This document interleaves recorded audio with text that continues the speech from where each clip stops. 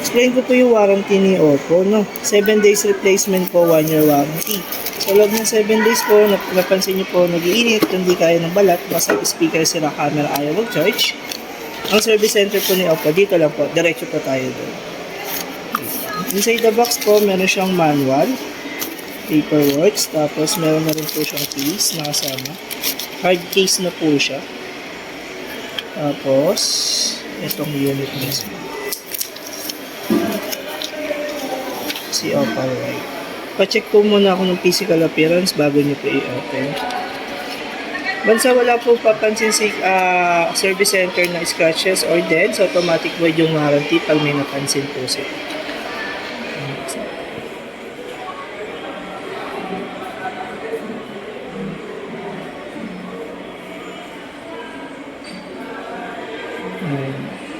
Tapos may charger po siya na 80 watts, Type-C cable, tapos SIM ejector po.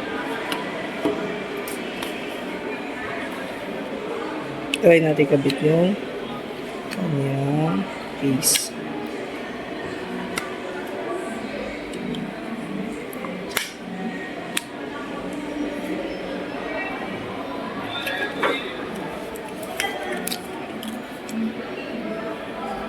Ipapalagay po kayo SIM card? Hindi na. Hindi na muna. Philippines.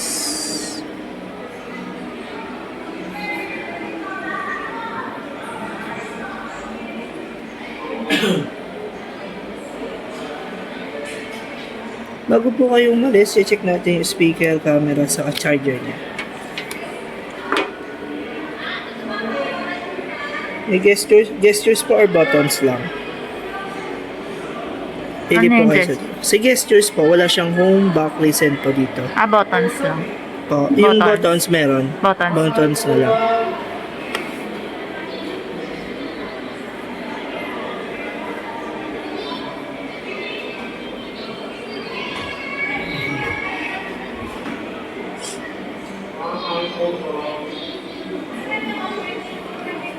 Setup ko lang naman. Okay. Power button.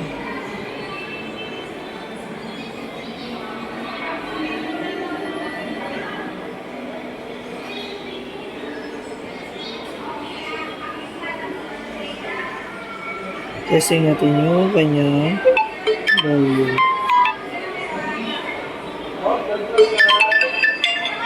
Max volume na yun.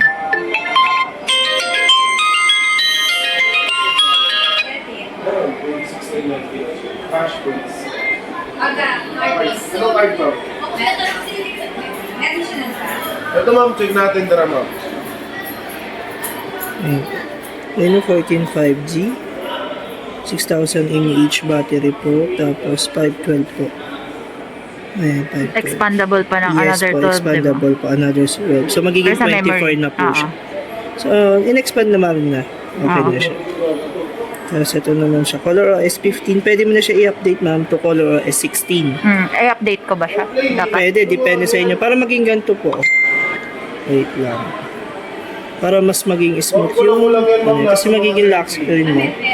May ganyan na. Updated mo po siya.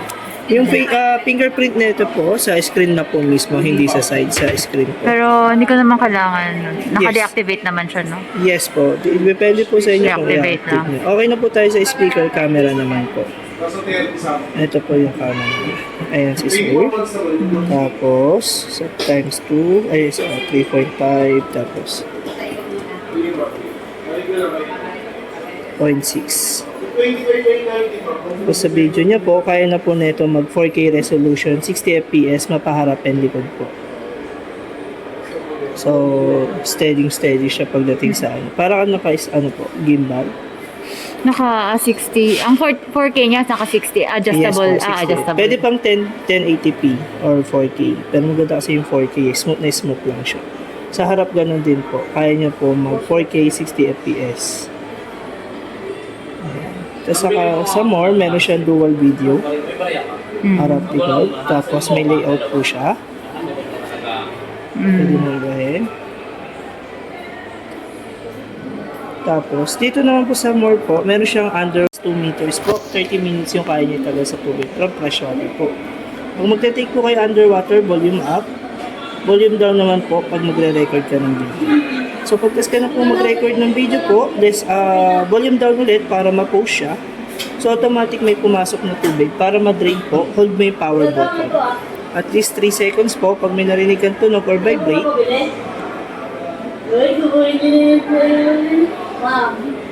ayan po, lalabas na yung mga tubig.